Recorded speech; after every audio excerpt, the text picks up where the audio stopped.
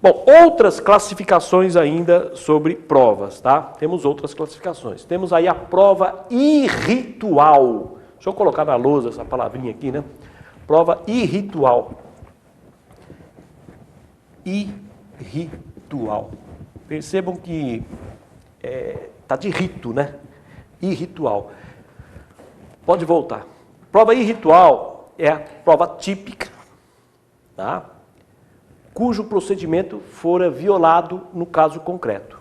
Isso é uma prova típica, isto é, a lei prevê a prova e o procedimento, mas o procedimento foi violado no caso concreto. Isso é uma prova irritual. Por exemplo, testemunhas, o juiz ouviu a testemunha e não deu oportunidade para as reperguntas, não deixou ninguém perguntar nada. Isso é uma prova irritual, ok? Outro exemplo, exame de corpo de delito feito por um perito não oficial. Se o perito é não oficial, precisa de dois, né? Perito não oficial precisa de dois. Então, o exame de corpo de delito feito por um perito não oficial. Então, é uma prova irritual. É aquela prova ilegítima, porque ela violou o procedimento, violou as normas processuais. Então, prova irritual é a prova típica, cujo procedimento foi violado. Bom, é considerada uma prova ilegítima. Mais para frente eu vou explicar bem o que é essa prova ilegítima, mas já deixo claro aqui. As provas ilegítimas são as que violam normas processuais. As provas ilegítimas são resolvidas dentro das nulidades. Pode ser uma nulidade absoluta ou relativa, ou uma mera irregularidade. Depende da importância da norma que fora violado, tá? Pode gerar nulidade absoluta ou relativa e, em alguns casos, uma mera irregularidade. Mas isso eu vou falar mais adiante. Outra classificação, prova de fora de terra. Prova de fora de terra. É acolhida através de carta precatória. Ok? Colhida através de carta precatória, ou seja, em juízo distinto daquele onde o processo tramita. Isso é uma prova fora de terra. Então, ouvi uma testemunha por carta precatória. É a prova que é colhida noutro juízo. Isso é uma prova fora de terra.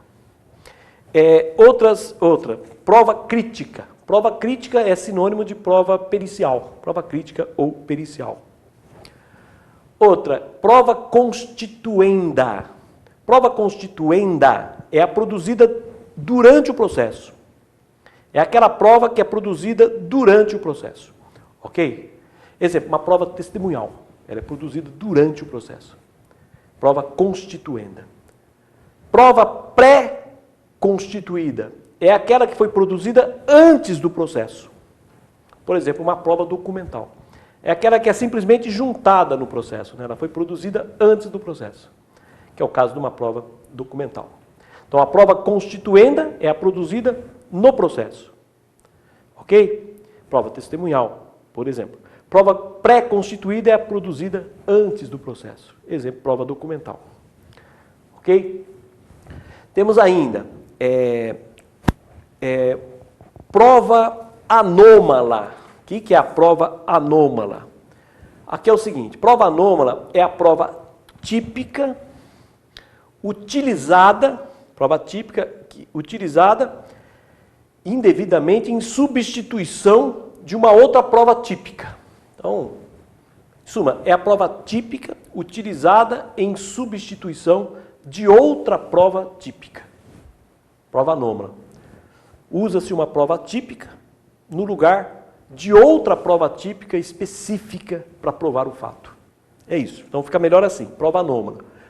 É a prova típica utilizada em substituição de outra prova típica que era específica para comprovar o fato. Ok? Então imaginemos, nós temos a prova documental. Ok? A prova documental, exemplo de prova anômala, quando uma prova documental substitui a prova testemunhal. Então imaginemos uma testemunha. Em vez de ouvir a testemunha, juntou uma declaração pública da testemunha. Colheu no cartório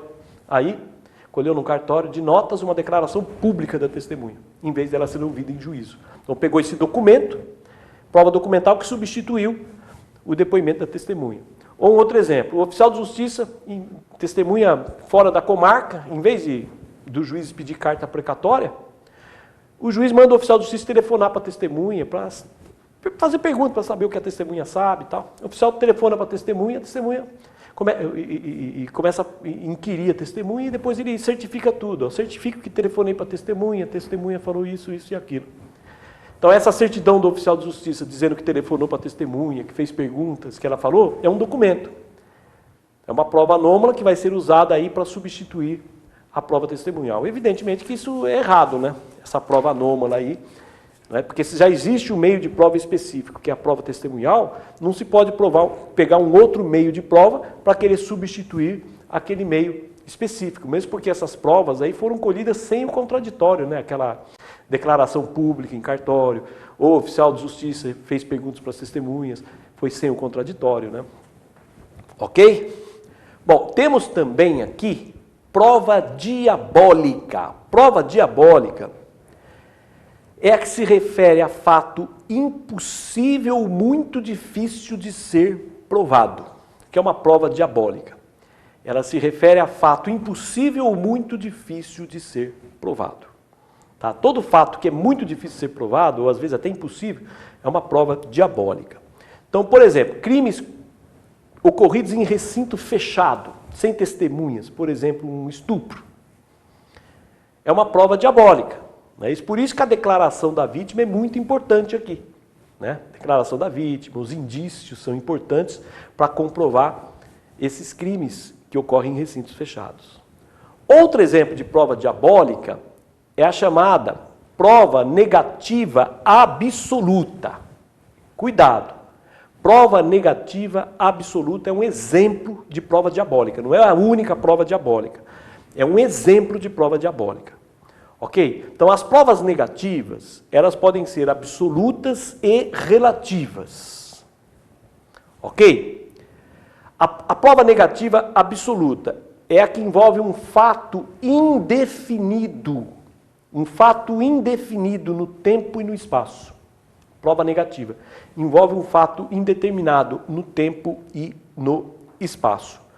Ok? Então, por exemplo, como que eu vou provar que eu não sou proprietário de nenhum imóveis no Brasil?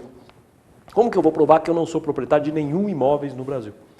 Fica difícil, teria que pegar a certidão de todos os cartórios de registro de imóveis dos 5.000 e poucos municípios que existem. Então é uma prova muito difícil, não é isso? Então, essa prova é uma prova negativa absoluta, provar que não é proprietário de nenhum imóvel no Brasil, ok? Então, nesse caso, prova negativa absoluta, presume-se a negativa, presume-se que não é proprietário de nenhum imóvel. Presume-se que não é proprietário de nenhum imóvel até prova em contrário, ok? Então, a prova negativa absoluta não é objeto de prova. Prova negativa absoluta não é objeto de prova, porque presume-se que o fato não existe, presume-se que não sou proprietário, presume-se a alegação, não sou proprietário. Agora, a prova negativa relativa, cuidado, a prova negativa relativa é a que envolve um fato determinado no tempo e no espaço. A prova negativa relativa envolve um fato determinado no tempo e no espaço. Não é diabólica, não é uma prova diabólica. As negativas relativas podem ser objeto de provas. Então, se perguntarem, é possível prova negativa? Prova negativa relativa? É possível sim, prova negativa relativa. Então, vou provar que não sou o autor do crime. Eu posso provar através de um álibi. Prova que estava noutro local. Mas eu vou provar que eu não pratiquei o crime. Como que eu provo que eu não pratiquei o crime? Através de um álibi, isto é, que eu estava noutro local no dia e horário do crime. Então, o álibi é uma prova negativa relativa. Ok? Por isso que é objeto de prova. Então, é possível provas negativas, sim, desde que relativas é possível. Ok? Então, cuidado, nem toda prova negativa é diabólica. Só é diabólica a prova negativa absoluta. Ok? Bom, para finalizar a classificação, temos ainda a prova, a diferença entre contraprova e prova contrária. Contraprova. Contraprova é a que visa descaracterizar a prova apresentada pela outra parte. Contraprova. Visa descaracterizar a prova apresentada pela outra parte. Exemplo de contraprova. O laudo do assistente técnico que rebate os argumentos do perito. Contraprova, então, visa descaracterizar uma outra prova. Agora, prova contrária ou negativa é a que visa demonstrar que o fato não ocorreu. Uma negativa relativa, né? Prova contrária ou relativa visa provar que o fato não ocorreu. Exemplo é o álibi, né? Apresentado pelo réu. O réu apresenta um álibi para provar que não é o autor, porque ele estava em outro lugar no dia e horário do crime. Ok?